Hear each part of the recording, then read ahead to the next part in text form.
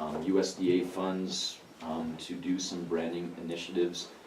We got it started to a point, then kind of handed it over to BCDC, had some public hearings, what are we, who should we be, came up with kind of a centralized logo, and then not just that we had a logo, but we allowed other businesses to utilize the EPS, which is the actual digital hardware, digital componentry of that.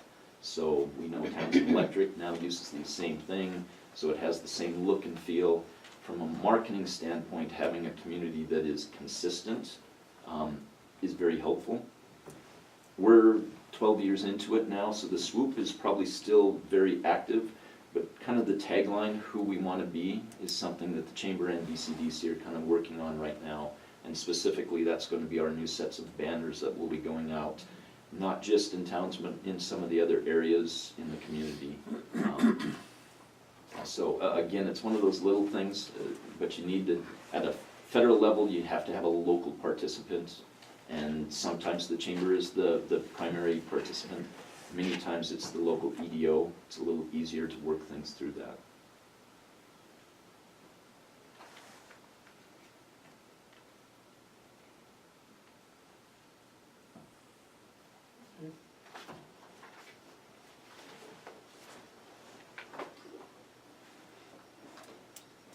Any other discussion? I do have a question. We had some meetings through, some community development meetings, and they were talking about combining all of these groups that are trying to basically market the community. So now you've got BCDC, you've got MBAC, you've got the Missouri Valley Marketing Association, you've got Southwest Montana Marketing.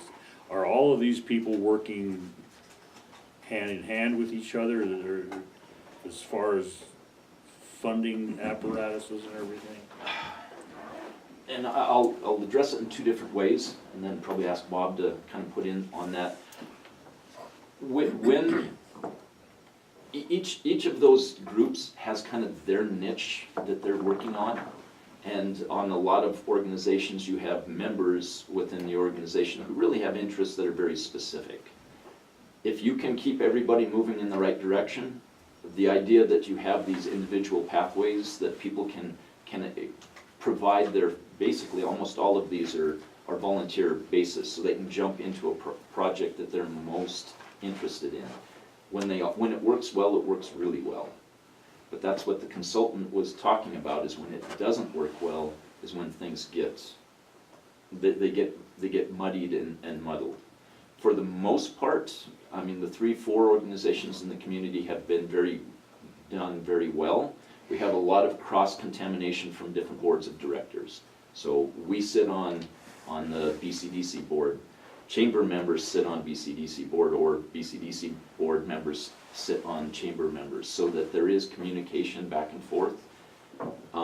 Things like the marketing, Southwest Montana Marketing, that is a state set up componentry that is really about marketing specifically, and we've always struggled to have a consistent voice with that, having somebody from BCDC show up or somebody from Chamber.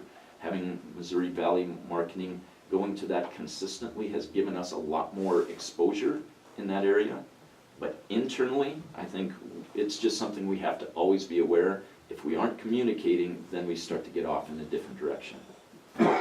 Does that make sense, Bob? Yeah, it makes sense, and also some of these organizations, like you said, may be cross-pollinated, but some of them have been break-offs from other groups as well. And about 2 months ago at Chamber, we sat there and discussed, and then went over and talked to Missouri Valley Marketing and BCDC, and said, you know, we are doing a lot of the same stuff, and we're all trying to get the same results, maybe through a different corridor. And last month we had our first meeting of all of the heads of these different organizations that sat down together for the first time since I've been here anyway.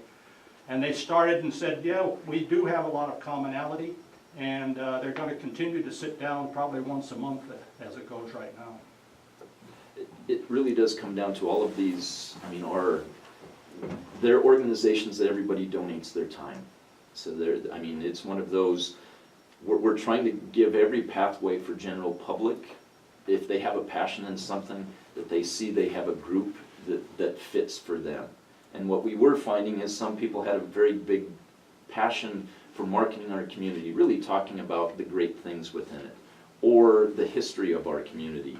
Having them sit in a chamber meeting, or, I mean, one of my board meetings just wasn't the right fit. So having some of this parsed out, but we have to always be cognizant that we don't want it to get loose from each other where we're actually competing with each other or, harming each other. So as long as we have coordination, I think it works well. When the coordination breaks down is when we have issues.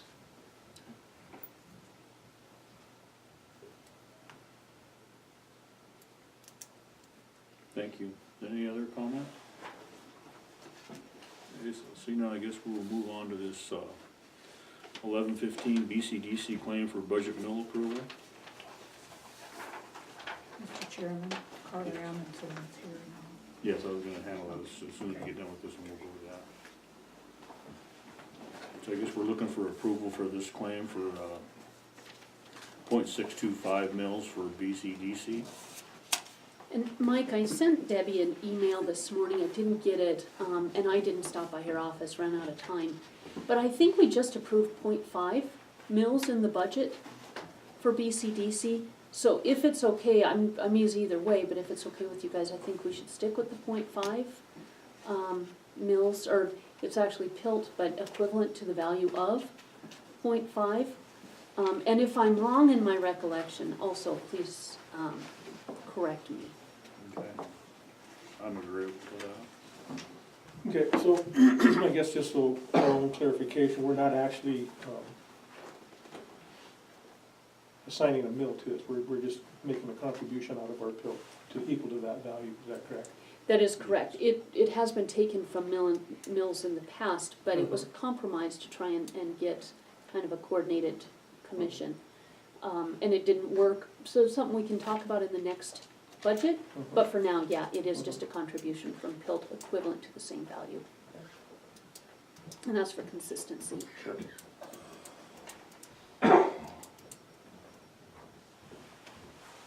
So do we wanna note this on here simply, or do we wanna leave it as is?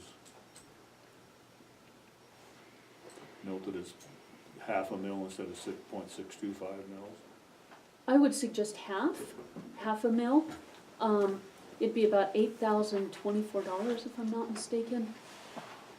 Just because I do believe that is what we agreed to in the budget process. And that's what we passed in the budget process. 8,024. Yeah.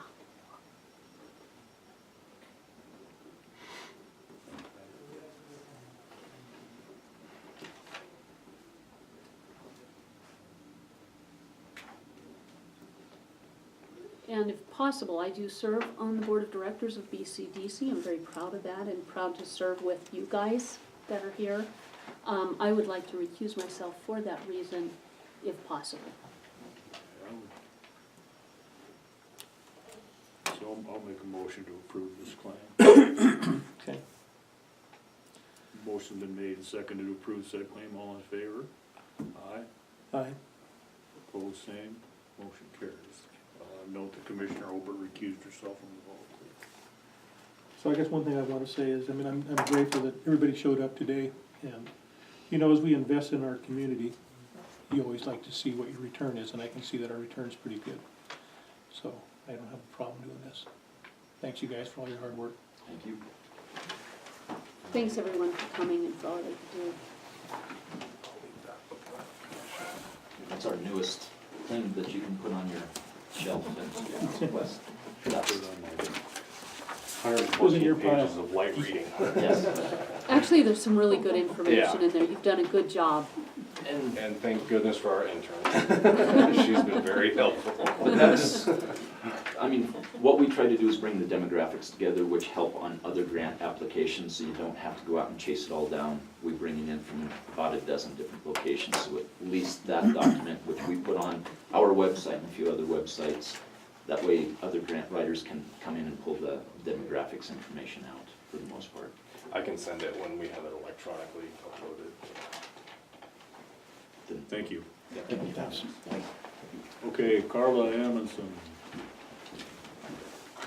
Springville Roadie. Yes, I've been here once and you folks asked me to go to Nicole to get a form to get my neighbors to sign on what they would like to see, the road easements of College Street and Big Sky Drive, which border my well property. And so I've done that. And so I guess I'm just submitting the signatures now. I was gonna put the property description here and I left my little note at home, so I can add that, but it's, I think it's on one of the first documents, but anyway, is this what we need? Or do you need to discuss, or where are we at? I've never done it before.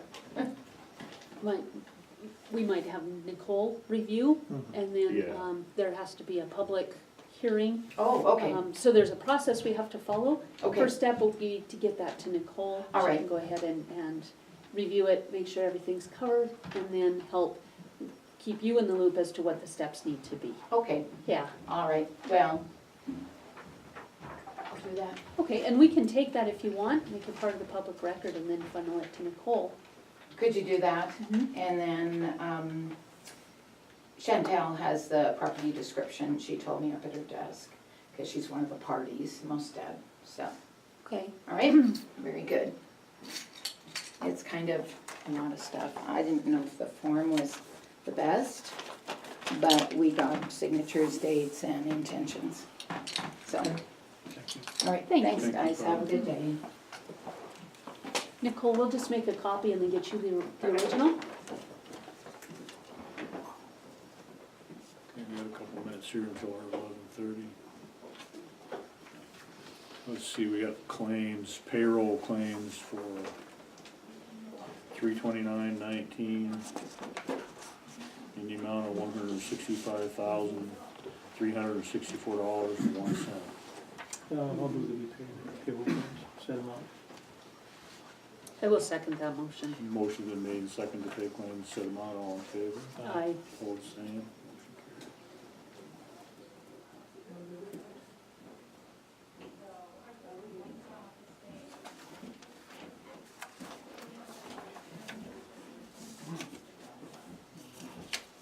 Claims in the amount of $95,572.11.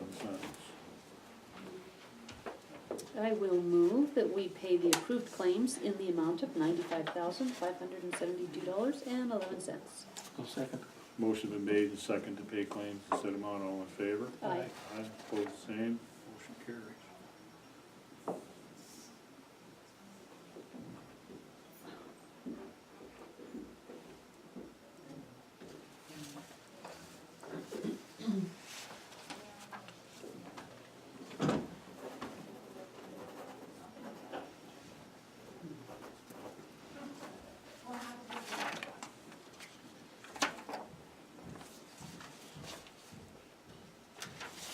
Thank you.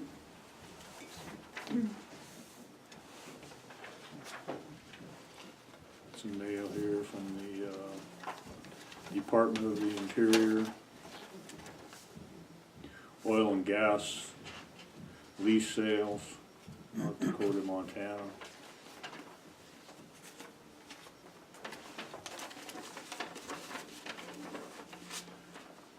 Fish, Wildlife and Parks Annual Update Meeting for the Upper Missouri River Reservoir Fisheries Management Plan, April 18th, 2019, Montana Fish, Wildlife and Parks Building, Allen.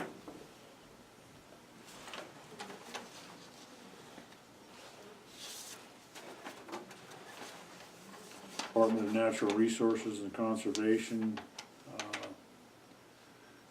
funding for Volunteer Fire Assistance Program. It's open until applications must be received by May 17th, 2019.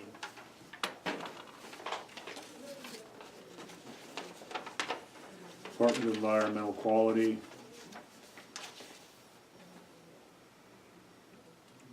Montana Pollutant Discharge Elimination System Permit for facilities for Tatina, Montana Incorporated Black Butte Copper Project. Hearings to be held April 29th, 2019, 6 to 9 at Park High School located in Livingston. April 29th, 2019, 6 to 9, White Sulphur Springs High School. And also on webinar, May 1st, and May 2nd, from 6 to 9.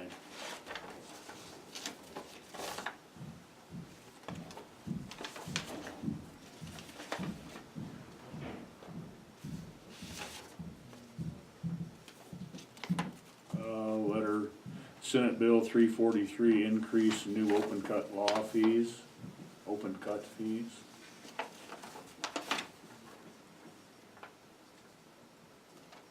Seniors Farmers Market Coupon Program, this must be what's on the agenda. Yes. Restitution from Bill Flanner for $232.52. Several magazines here from different vendors.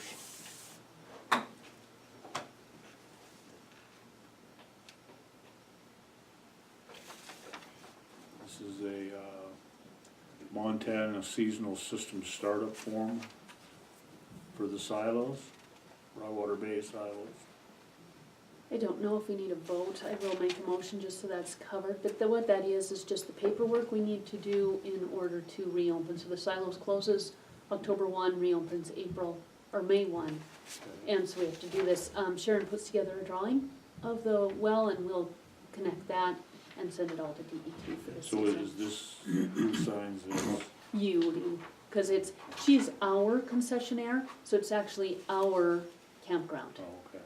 It's BOR's, but we're the ones managing it. So I will move that we sign the seasonal system startup form for the silos. Right, do we want to sign that after we've received the map? They're kind of two different pieces, Okay. so I would say no. Okay. In fact, I generally ask Sharon to send that directly. Oh. And so this we send, and then she sends a map, and they just compile the two together. Okay. That, I'll second the motion. Motion been made and second to sign up the Montana Seasonal System Startup Form for Broadwater Bay at the silos. All in favor? Okay. Opposed, same. Motion carries.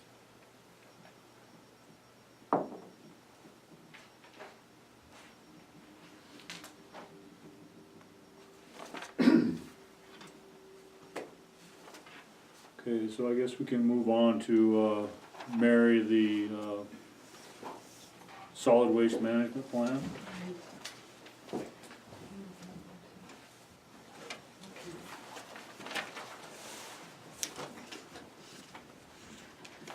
Good morning, Commissioners. Good morning.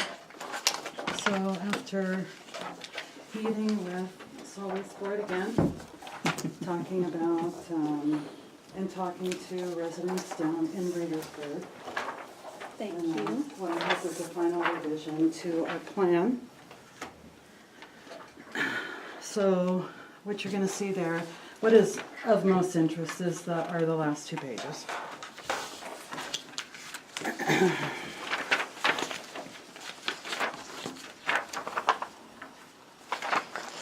So my request today is going to include request for the approval of,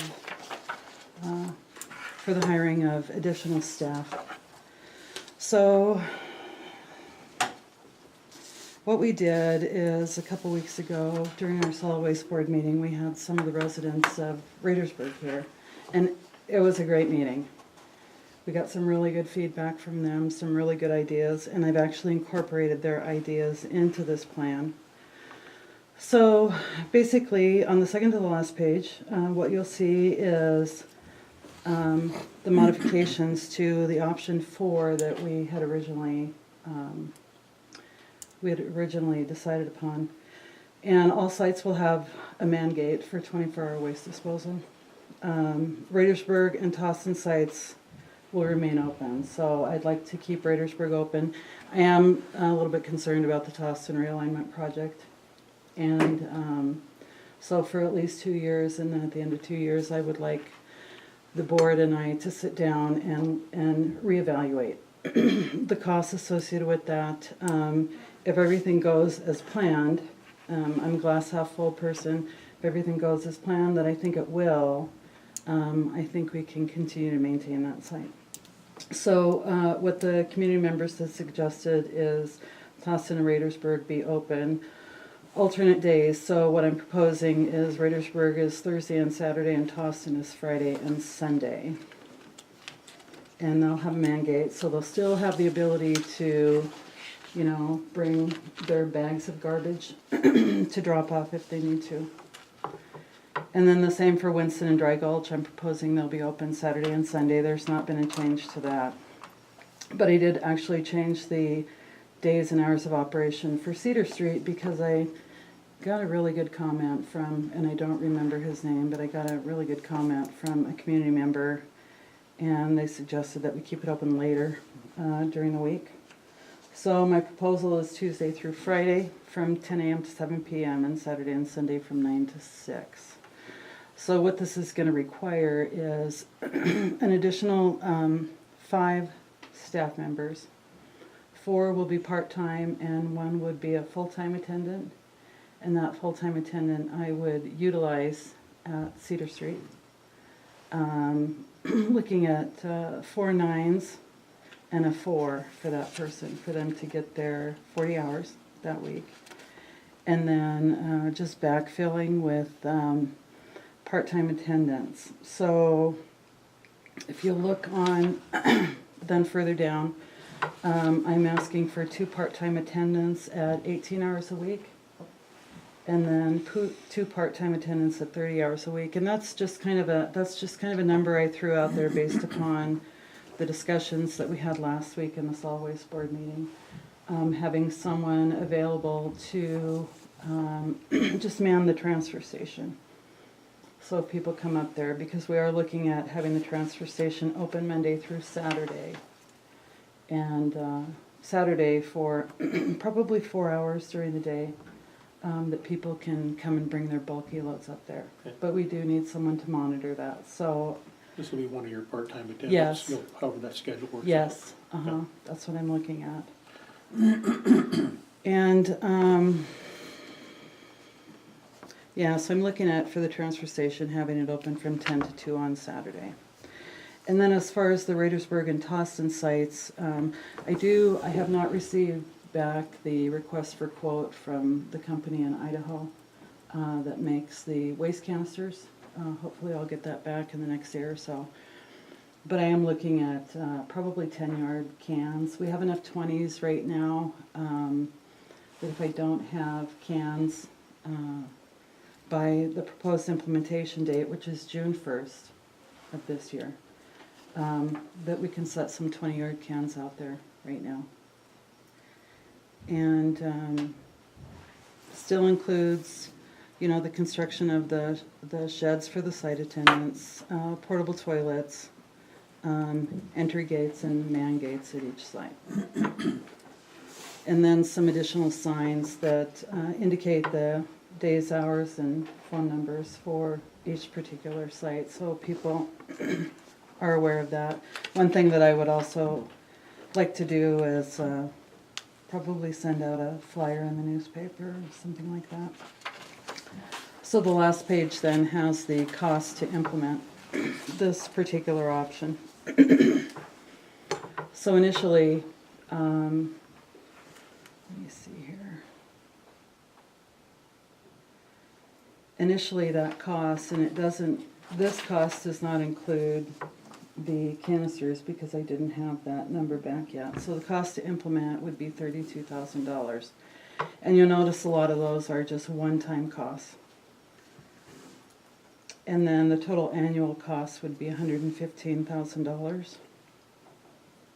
But then looking at the cost savings, the cost savings is about almost $72,000. So we're looking at a net cost of $44,000 here.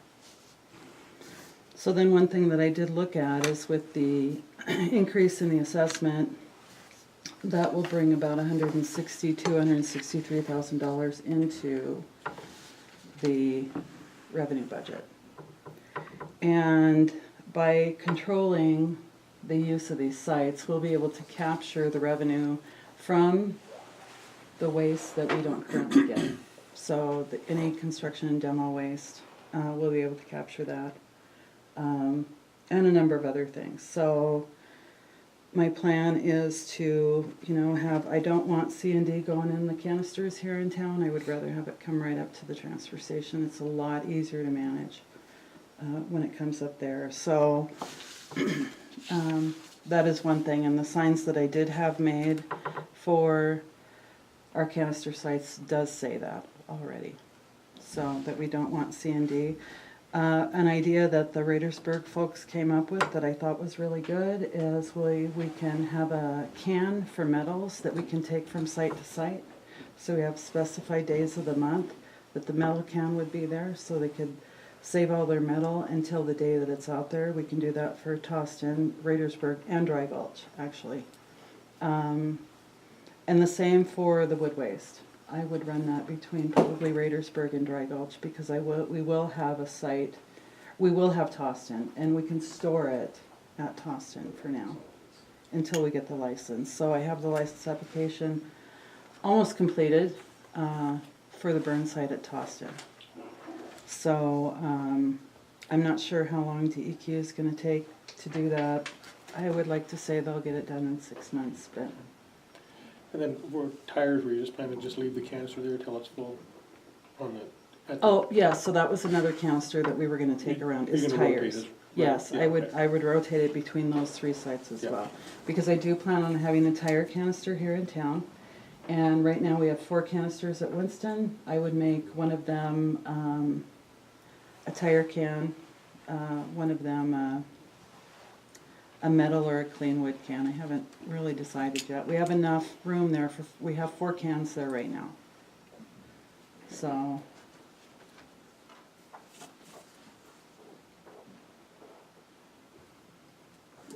Mary, one thing that I didn't catch,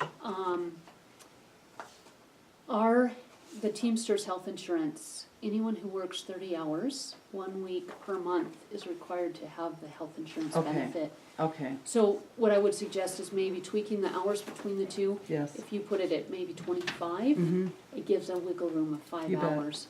But you want to cap it at 29, Okay, because that gets expensive and it's very difficult on accounting to pop people on and off. yes, I understand. Okay, and I wasn't sure what that cutoff was, so that's good to know. You'll also see on here, I have 2 part-time attendants at 18 hours a week. Before I had 12 hours a week. But what I would actually like all these attendants to do if they're charged with an area, I would like them to monitor those sites. If they drive to the site once a day and just check the volume in the can that's at the man gate and let us know when we need to come and dump it. Either pick it up, we can dump it in a can already at the site, or we can bring it up to the transfer station at that point. And that would save, a lot as well. So I did put that additional time in there for them to do that. So I will make a revision to the part-time attendance with a few more hours. But I think, John, you can help me. Did we address everything in I here? think so. And there are some safety issues like Winston and stuff too, Mm-hmm, to address. yes. And we are very concerned with the safety of the people, and so we will work very hard to get those issues resolved, I guess. Yes. Part of that. So I'm gonna take the land use, so we need to amend the land use license that we have for the Winston site. And I'm gonna take that, I will be in Helen on Thursday for meetings, so I'm gonna take that over to DNRC and drop that off. And, we should be able to have that by, looking at past amendments that we've made to those licenses, it takes about a month and a half for them to go through that. And since we're not planning like a burn site initially that I thought about at Raidersburg, it's just the addition of an additional 1 or 2 acres for a turnaround in front of the gate there as you drive into Winston. So I'm hoping it doesn't take them that long to review that and get that approved. On Another the thing- vehicle hang tags, are you planning to put the hours of operation at the sites on the tags so people will know? I When could, the sites are open, I never thought of that. I mean, I think everybody's gonna, Uh-huh. maybe eventually they'll get Yeah, trained to what the times are open, but that'd be a great yeah, reminder. it would be. It would be, thank you. You I can know. do that. I did actually, so last week at Macker's, Montana Prison Industries was there. And they can do all kinds of stuff for us. Was not aware of that. I thought all they did was make furniture. So I sent them a request. I did a mock-up tag for them, told her what size I wanted, and, you know, the mils of the plastic to use for that. So I anticipate something back from them. So that would be pretty easy to add to Okay. that. Yeah. Yeah, sure. May I ask a question about hand tags? Are you still talking one per taxpayer? One per homeowner that One pays per the homeowner? assessment. What about a renter? It's up to the landlord to give it, because the renter is But if not we only paying. get one, how are we gonna get it to a renter? You get one for every property that you pay the assessment on. So if you have two properties and one of them's rented, then Then you you'll give you'll one to get the two. renter? Yes. That's come up repeatedly Yes. about what does a renter do? Yes, Okay? Yep. And then you'll back that up at the site. You said you're gonna just kinda use a spreadsheet for right now. yes, so I'll make a list, so they'll all be sequentially numbered Yeah, and associated with a the homeowner. homeowner. Yeah. So they will get that list, so they can look it up by tag number. Okay. on Perfect. Mike, Thank you, jump. John. Last question. I just wanted to make a comment too. With the hang tags and monitors, we will be able to capture those assessments that we've missed in the past years too, a lot easier. So we should be able to pick up a lot more income that way too. Great point. that. I'm still shooting for 2021 to have the budget deficit taken care of, so.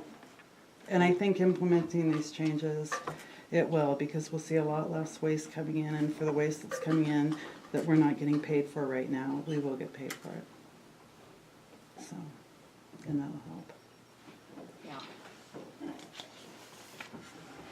All right, well, I mean, I know it's been a lot of work for you and your board, and I appreciate that. Mm-hmm. And public comment has been very helpful, I think. It has And been. to this point, I know that I've received several calls of people that are in favor of the compromise that has been reached. Mhm. And, so, Good, so thanks for all you guys' hard you work. bet. Good, I'm glad to hear that. So Mary, with those small revisions that you talked about, is this the plan? Is it ready to go? Or do we need to vote on it today? Or do you want to come back with another? Well, I will, version at this I point? will, you know, like I said, I just threw that 30 hours a week out there. I can make it work with 25 or 28. You know, I think it's gonna be, I need to be somewhat flexible in the beginning. I will not exceed the 29 on that. But just until, I know that there are probably gonna be some kinks we're gonna need to work out with people. But my request is your approval to hire people so that I can get that going. And today's the 8th of April, you know, I would like to see if there's something I can get in the paper. It would be great if I could do it this week. I don't know if that's gonna happen. It would be awesome if I could do it this week, because I have had phone calls from members of the community wondering when we're gonna do this. It's gonna take a couple of weeks to, it's gonna have to be out there for 2 weeks, and then it'll take a week or so to go through that interview process and hire someone. So I'm shooting for the 1st of June as my implementation date. I don't wanna do it any sooner than that, but I really don't wanna do it any later than that either, because I wanna be able to capture summer building, summer demo, things like that. So my request is for your approval to hire 5 people. So, Well, I will move that we authorize our Public Works Supervisor to implement the Public Works Department plan for solid waste, including hiring 1 full-time and 4 part-time staff under 30 hours per week. Okay. And then, how about do you want to have Mary come back with the hours that she chooses? No. We're to kind of work that out. I guess you know what the guideline is. I do, yes. Right, very good. I'll second the motion. The motion's been made and seconded to approve solid waste plan as proposed with the addition of 4 part-time attendants and 1 full-time attendant. Is there any further discussion? All in favor? Opposed, same. Motion carries. And I would suggest just work with Michelle on the matrix, I will. and you might consider too BCDC's listserv. It hits almost 400 Oh, people. I will. We've had really good feedback Great. with applications. Okay, And it's good. free, good, yeah. better. Implementation is the 1st of June. Yes, it's a Saturday, which would be great. So, Okay, yes. All right, thank you very much. thank you. Thank you, Mary. John, nice you. work. Yeah. Please thank your board.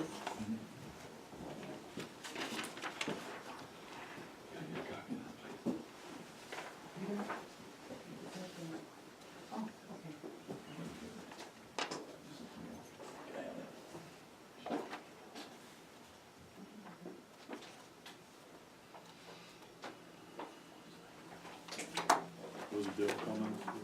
No, He's not. I just thought if it was an opportunity to let people know that we got this and make any points that, or just refresh memories.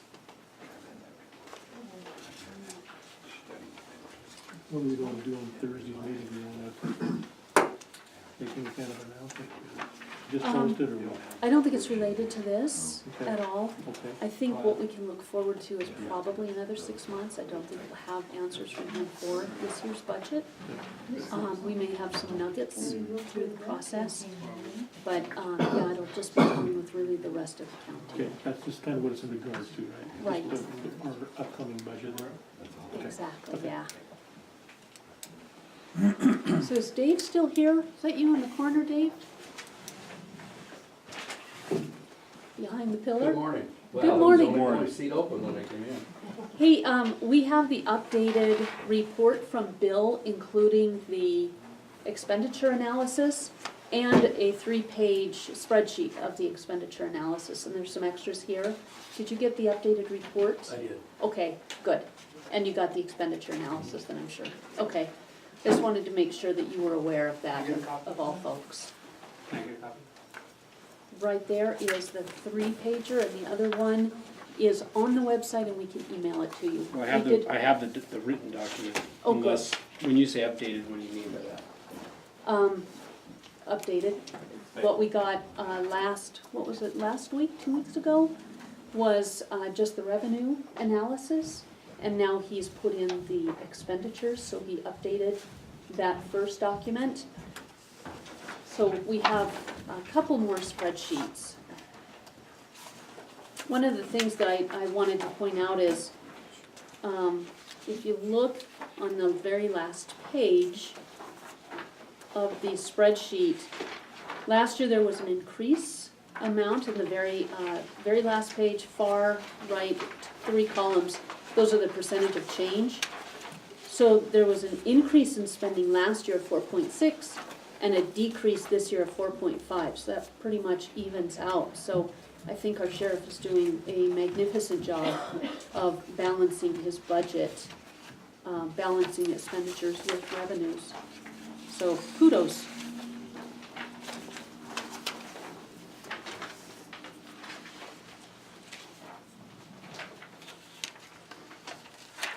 And that's all I have on it.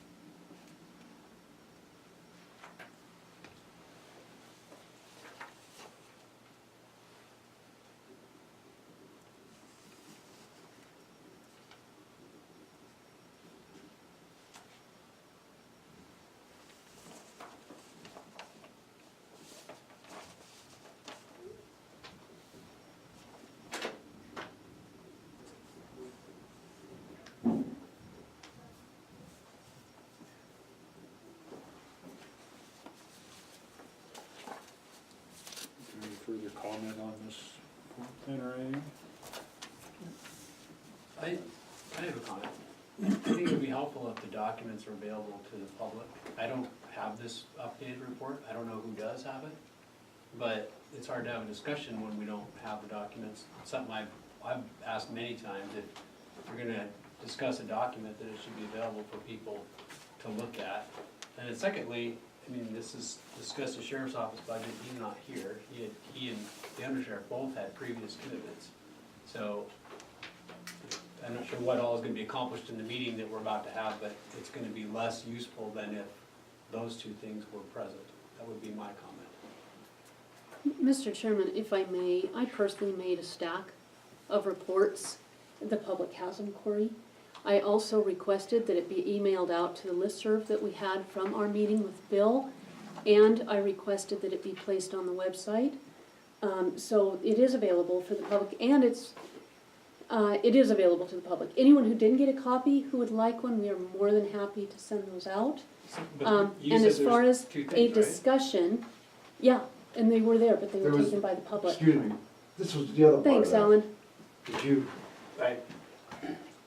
there was a few copies there. And as far as the discussion, I think it's important to let the public have the document. I'm sorry the sheriff couldn't be here, but we can certainly have a more in-depth conversation later, but I wouldn't have been in favor of holding it back.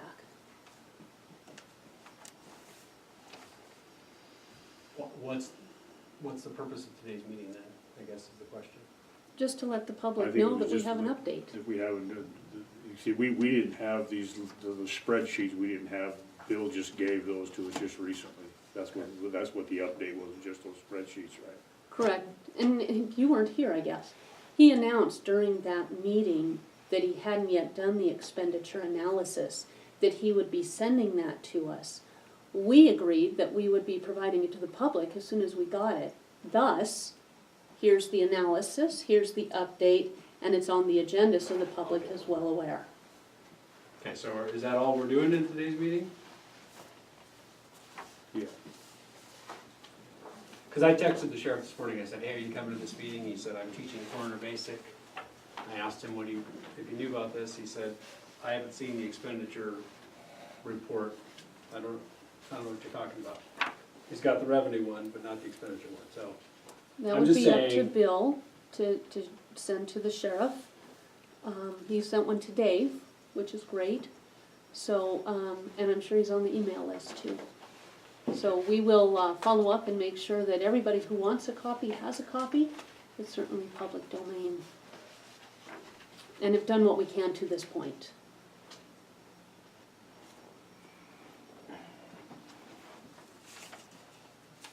Okay, so we'll go on to this, I guess I have another question then. Are we gonna Yeah. schedule a future meeting on this issue? Is that your intention?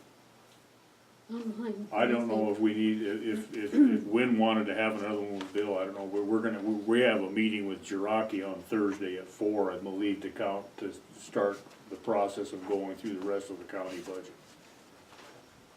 I would ask to be added to that list. I've not apparently been on the email list on these issues, so. Were you weren't at Bill's presentation last week? I was on court. Okay.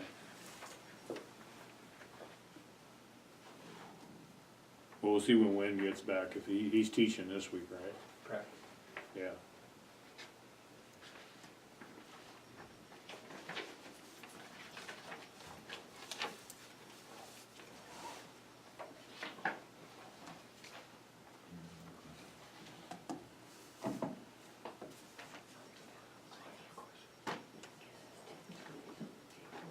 So we'll move on to the, Could yes, sir. so, I guess I'm kinda, actually, I know there was a meeting a couple weeks ago or whatever it was for this. And I just got this today, and between listening to everything else going on, and kinda halfway reading through this. As the commission read the new update, and so I guess my question would be, so what is your comment on this pertaining to the sheriff's budget, or the public safety budget. What is, did you guys have a comment to the public on this?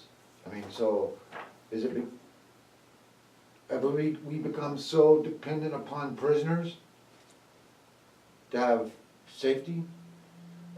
And if so, is there, I mean, is that kind of the crux of that, is Pretty much, yeah. prisoners? So what is the county's opinion of maybe, what do we do with public safety if we're no longer a local prison, I guess, or a detention center, or whatever, you know, detaining people? What is the commission's thought on this report?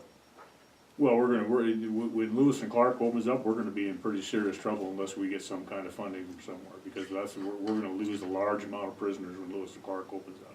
Because I did read in the paper, local paper, the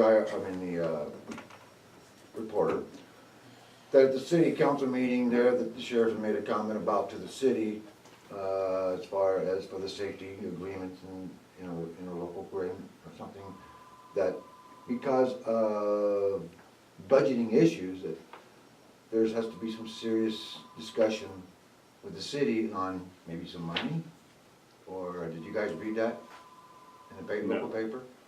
At the city, meeting? So, I guess now I'm, again, kinda curious of what you guys are thinking at this time, and, or is it too premature, my question, or?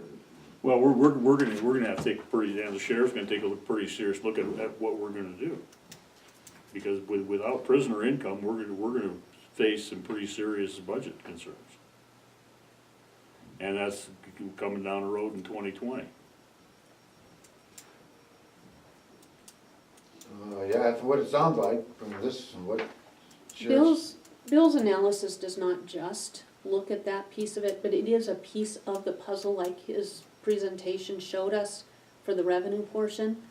So what we're gonna have to do is what we do with everything, is put all the pieces on the table and analyze where we're at, where we've been and where we're going, and then make an informed decision. So to ask us point blank what we think at this point probably is premature, like you said. But it will be a public process, everybody's invited, and we'll look at everything we can through every angle and get all the facts that we have to work with. So would you consider the public safety issue on a priority list? Where would that be, since now this study is now going throughout the entire county? So where would this issue be on a priority list? I don't know that we can answer something like that, the whole county is our priority. Well, I mean, everything has a priority. Everything is intertwined and interconnected, so our job is to look at the whole. Right, I understand that, but I mean, I was just curious, because I can actually see, because of what I have read and watched over the past, of other areas where this issue has kind of come up, and it's can be quite amazing on the difference of interpretation of where public safety is a priority on certain issues or ideology of. Well, the thing is, you can't take public safety and say that that's the only thing you're gonna fund, because if you. No. If you want. I was just curious. Well, the thing is, you know, if we lose all of that, then it's gonna affect every department in the county. Like I said before, you know, if we lose all of that, we're, you know, and we don't be able to, and we can't get any more funding. The state pulls our entitlement share, which they're talking about taking some of our entitlement shares away, that's gonna seriously affect our budget. So you have to look at the, you know, you can't say, well, we're gonna make sure that we fund everything in public safety, because if you want us to fund everything in public safety, then we don't have anybody else to work for the county. No, I understand that. The reason why I made that comment was because we're not that unique. Other communities have had these issues in the past. And I was just curious of where the priority is. There's lots of issues. I don't know if it's a priority, but I think that it's very high on the concerns, because it's gonna drive what happens to the rest of the budget. Right, I mean, I was just curious. Dave? You said you're meeting with Bill Thursday at 4. I'm assuming that you're gonna be discussing another contract with him to look at the entire county budget, is that? Yeah, that's good, that's basically what the discussion. In that process, would you consider then having him at least make a list? You have to prioritize it, but he could make a list of the concerns that have to be funded, and he may be able to add some information about each of these things in our budget that has to be funded as far from a legal standpoint or statutory requirements or whatever, but something so that people will get an idea of the big picture that you have to look at in funding. Well, I would think we would, yeah, if he's gonna do a report, I would think that that should be part of it, yes. Okay. I have a question. Yes. Do you think he would have any input, we've talked about this a few times, input on if we're getting the revenue, I guess, is Department of Revenue maybe screwing up on calculations and we're getting less property tax revenue because of any errors they might be making? Is there a way that we can look at that? Because I'm skeptical on that, and I'm wondering if, I think he works for Department of Revenue, so I don't know if I'm gonna dime out his own people, but I mean, I wonder about that. Can he look into that issue? Daryl's nodding his head over there. Well, yeah. We actually, we didn't ask him that question directly, and that's kind of the answer we got. He said, he says it's probably aware that there's some things going on, and I know from conversation with other commissioners in other counties, they're having the exact same issue that we are. Okay. So I think I mentioned it to one of you, I don't recall. I talked to a guy named Bob Story, he's the head of the Montana Taxpayers Association, he's a longtime legislator, he's one of the, I think, local government finance experts coming out of the legislature in years. We talked a little about this issue, I've known Bob since 2001, actually. And he said, well, after the session, I'd probably be willing to sit down and have a conversation with you guys. He thinks that there are sometimes ways that they react to mill assessments where he says, they're certainly not, them making mistakes is not an unknown thing. It could happen, and he has an idea of how he could look at stuff to see if in fact they've under-assessed or whatever, under-authorized fewer mills than they should have. Maybe, it's a long story, we can't get into it right now, but he's a guy that is sympathetic to our problem and might be willing to look at it, but he can't do a talking session because he's so busy. I think that'd be a great conversation to have. Okay. And I agree with Daryl, it's been a subject at conference more than once, and that's one of the reasons that we engaged Janaea to travel the county on a periodic basis. She looks at what houses are being built, at what stage they're at and where, and sends that full report to Department of Revenue. They've been in her office multiple times, so we're catching what they're missing. So a lot of counties are being proactive, and we're all kind of helping each other with best practices, since this is something that we're all struggling with. So we'll continue to work on that too. I did kind of follow up with what our process is last week, how that works, and I know that there's a folder up there that the Department of Revenue person comes in, I don't know, a couple times a week, Ann? Usually weekly. Or at least weekly, sometimes a couple times a week. And as that information is gathered from her Treasury Department and things like that, that information is put in there, and they're supposed to follow up on that. One thing I think that's gonna help us too is now that we've implemented the new solid waste assessment for contractors, we're actually able to get that information ahead of time. I think that's gonna be another piece of the puzzle. I think that'll be part of that as well. Well, we're in a pretty dynamic environment right now. I mean, we've got, the big problems the problem that you had to solve, and you're on the way to doing that, is a solid waste revenue issue. And then this is probably the next big issue. The hospital, whatever happens this year is gonna potentially affect us, probably in a good way, my guess. But then with that growth in the north and growth in the south, it's kind of I don't know. I mean, I think this whole issue is still 2, 3, 4 years gonna play out in terms of the growth, in terms of how the revenue is being captured. And I think if it's possible that Department of Revenue is making some errors in how they authorize mills, we may be able to catch it maybe not go back in time, but certainly we don't want that error to continue going forward. But some of these internal things that he's pointed out, it's gonna be all hands on deck to figure this out. So, are you kind of in contact with Bob a little bit? I mean, I can be. yeah, I mean, if you'd like to kind of be our point guy on that, and I would definitely love to have that conversation. Okay. Yep.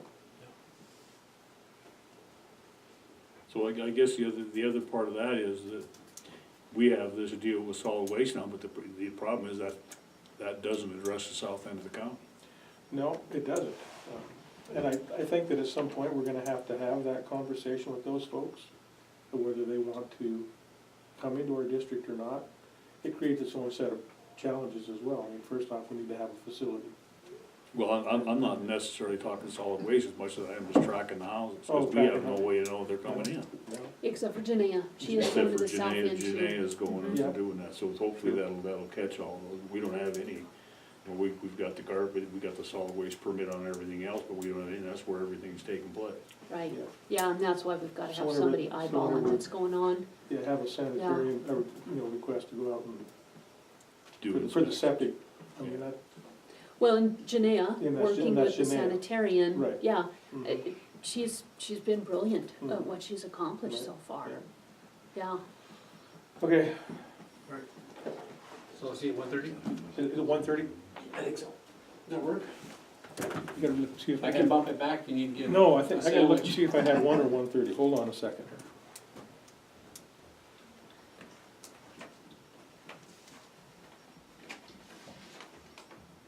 Yeah, did you set up for 1:30? Yeah. That'd be perfect. Okay. Thank you. So the only other thing we got here is this, seniors farmers market coupon program. Supplemental program for eligible seniors 60 and plus that allows seniors to exchange coupons for fresh produce at the summer farmers market. That's the last piece of mail we have. and Mike, if, are you prepared to talk about this, I Heather? am. Yeah. Okay. Could we ask her Yeah. to address this for us? I want to know a little bit more about it. Heather and Teresa Certainly. have been really putting a focus on what they can do more for seniors, specifically from public health. And this is just one of their ideas, and I think it's brilliant. So I contacted, her name is Jackie Stokel, and she informed me about how we can help with seniors getting coupons. They have to fill out an application, but it's through the DPHHS, and they can fill out an application and see if they qualify, and they can get coupons that they can use at our local Townsend Farmers Market. And so I have been working on that, but one thing that we have to do before we can proceed with this is there has to be liability insurance for the farmers market. I contacted Dawn and Chris Hettinger, and they do not have liability insurance. And so we were looking at who all we could ask to see if they could cover the liability insurance from June to September.